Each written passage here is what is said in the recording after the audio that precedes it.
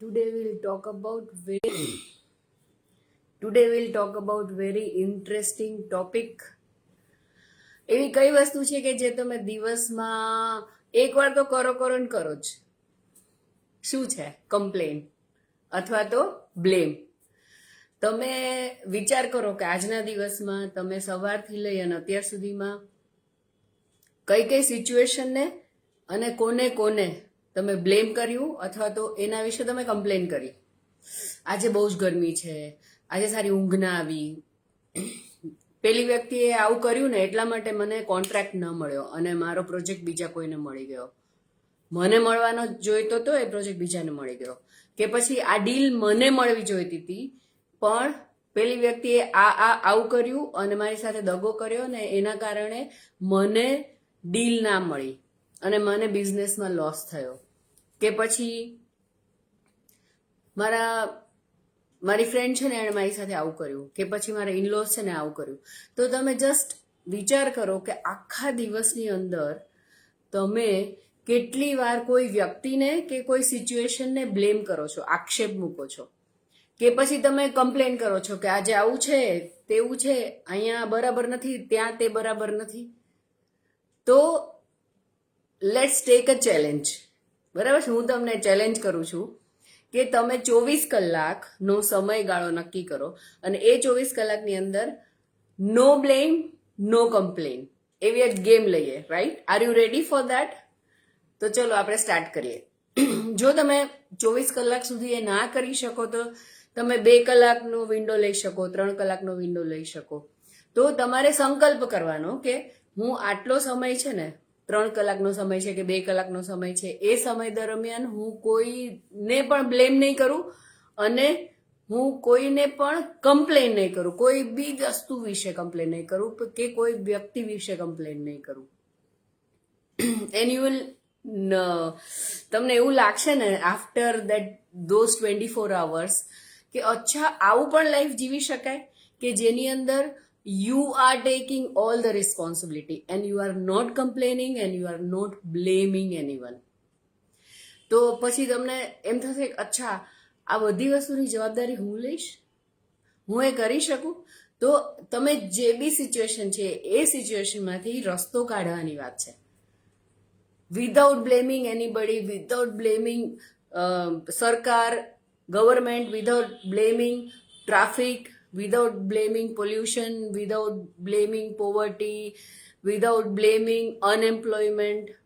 આ બધી સિચ્યુએશન જે પણ છે એ સિચ્યુએશનમાં તમે કોઈને બ્લેમ ના કરો કે તમે કોઈને કમ્પ્લેન ના કરો.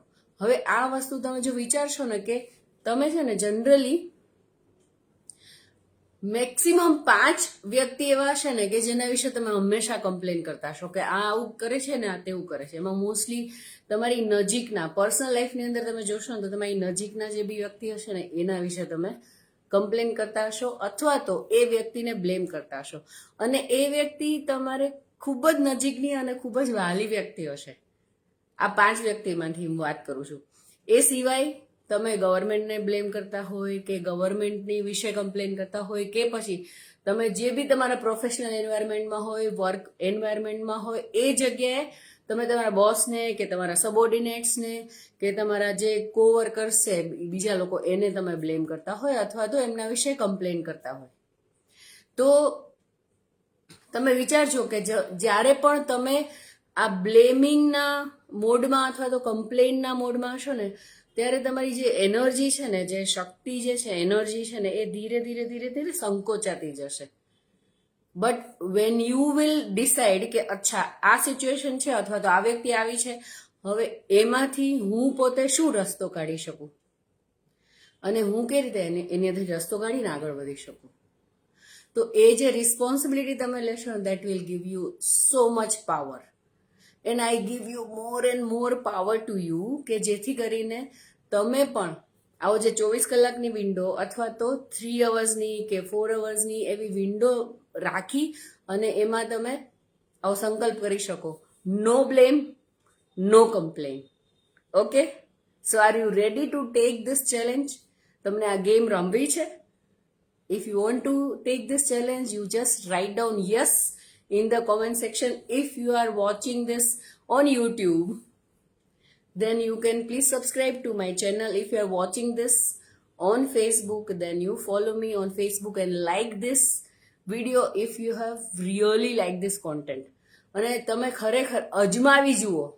આજે હું તમને કહું છું ને, અજમાવી જુઓ તો તમને સાચે ખબર પડશે કે અચ્છા આ વસ્તુ કરવાથી તમને કેટલો પાવર આવે છે, તમને કેટલી શક્તિ ને એનર્જી મળે છે, રાઈટ?